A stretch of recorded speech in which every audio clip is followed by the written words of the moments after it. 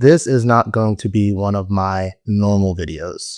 Just going to be a raw reaction to everything that's going on politically in the country right now because I'm frustrated and I'm annoyed, like a lot of you guys are, that no one seems to be getting it.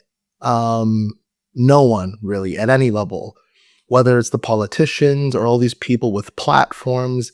I can't tell you how frustrating it feels to feel like I am talking into a void, that I can see what is coming and what is happening in this country, but no one is paying attention, no one is listening, and not knowing what it's going to take in order to break through to get people to start understanding where we are. I feel like Cassandra in the Greek myths, this person who has been giving this prophetic insight into seeing the future, but is cursed with the fact that when she tries to tell people what is happening, no one will be listening to her. Because the truth is that we're underreacting. I know, despite all the op-eds and think pieces and video essays people have been making about Trump and this administration, and it's a constitutional crisis and it's a coup, we are still underreacting, because if people really understood where we were politically as a country, people would have already taken to the streets. Like, there would already be hundreds of thousands of people marching and protesting. I can't tell you how embarrassing it is for our system. How embarrassing it is that the quote unquote resistance to Trumpism, that we had it when we didn't need it. Y'all were trying to do hashtag resist. Y'all wanted to do the women's march. You guys want to do all the hashtags and the protests when we needed it the least in this country, when there were still enough institutional safeguards, both within and outside of the Trump administration during his first term, to keep him constrained. Now that all of those safeguards and guardrails are gone, all the people who need to be opposing him are either silent or complicit. The corporations are lining up behind him. They donated to his inauguration, bending over backwards to accommodate his craziest and most insane policies. The universities are settling their lawsuits with him. The press establishments are settling their lawsuits. Nobody wants to hold this man accountable. No one in significant numbers is really trying to generate a mass movement of protest. And that's because I don't think people know how bad the situation is. I tried to say this in different places, but what people need to understand is that the constitutional order that has governed America since 1791, when the Constitution was ratified, ended on January 20th, 2025. This is a man, the president we have in Donald Trump, who has no intention of either being governed by the law or holding on to power democratically. I need y'all to really internalize what is being said here. There is a reason why Trump is already starting off not just purging the federal government, but purging the military. That should tell you everything you need to know about how far this man is willing to go to hold on to power, and also where he sees this going. He is preparing for the day when he knows he has to shoot American citizens who are protesting his dictatorial ambitions. That's why he's getting ready now. He's not waiting for that day in the future. He's starting the purges now, firing the generals, firing the officers, because he knows on the day when he has to give those orders, I needed to go mow down this group of protesters, he needs real shooters in place. People who are willing to follow his commands to a T. They're not going to ask what the Constitution says. They're not going to care what some court says. He's literally putting all of those things in place now, and he's encountering no resistance. He knows at the end of the day where this is going, and the opposition does not. And I know they don't, because like I said, where's the response? It is totally, totally anemic. People have no idea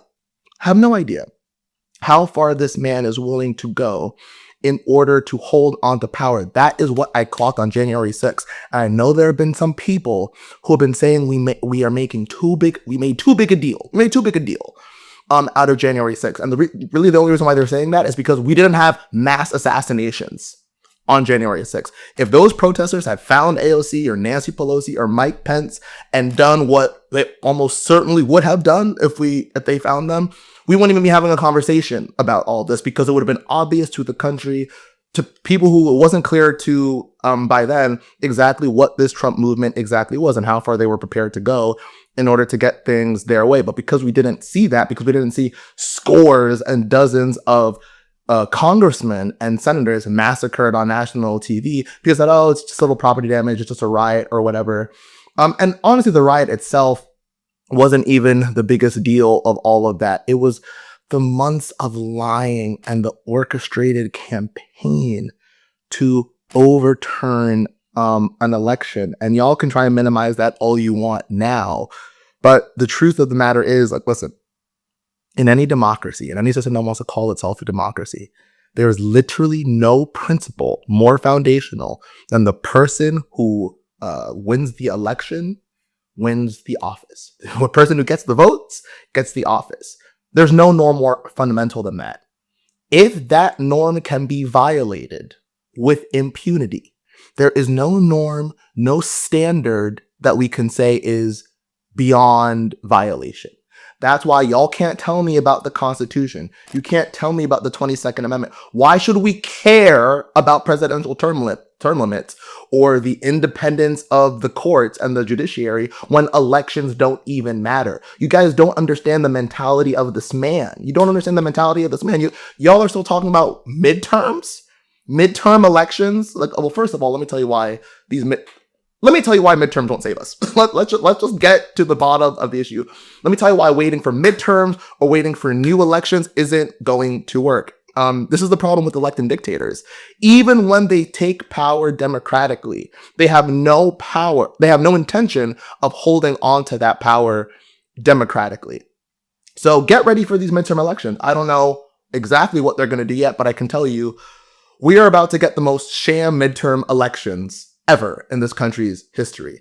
And they've already been laying the groundwork. January 6th and the election lies were just a part of it. The Republicans for years have been spreading this paranoia and lies about election fraud, voter fraud. They are going to use all of that as a justification to pass the most repressive laws and restrictions on the ability to vote.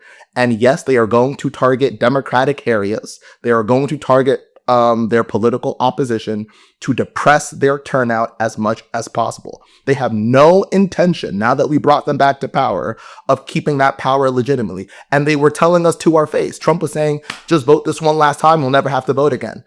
He was campaigning on that. He was campaigning on it. And that's why when people are like, oh, these now, the Republicans are going to overreach. They're already looking so unpopular. Even some of their own voters are turning against them. Once again, the problem with electing a dictator is that once they are in power, they don't care what the people think. They're like, okay, so you don't like me. I'm unpopular. What are you going to do about it? Last time I checked, you don't have an army. You don't have any police force. You don't have a federal budget. I have all of those things. And if you don't like it, do something about it. And by the way, if you do something about it, I will kill you. I will kill you. Again, which is why, we're not talking enough about it, but the military purges tell you everything you need to know about where this is going and how, at the end of the day, they plan on holding on to power. And newsflash, it is not by winning elections.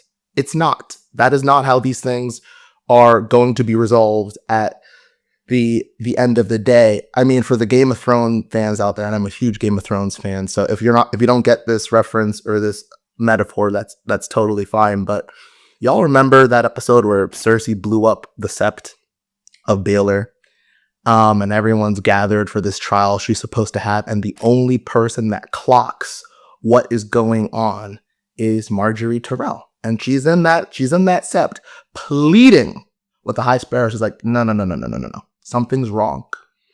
Cersei is not here. She understands the consequences of her not being here, and she is absent anyway. Meaning what? She does not intend to suffer the consequences of those actions. Everything else can wait. We need to deal with this right now. That is exactly how I feel about this Trump.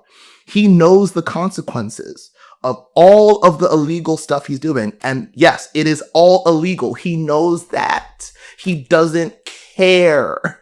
He doesn't care because he knows at the end of the day, unless y'all have the military behind you, unless you got people with guns, you can't stop him.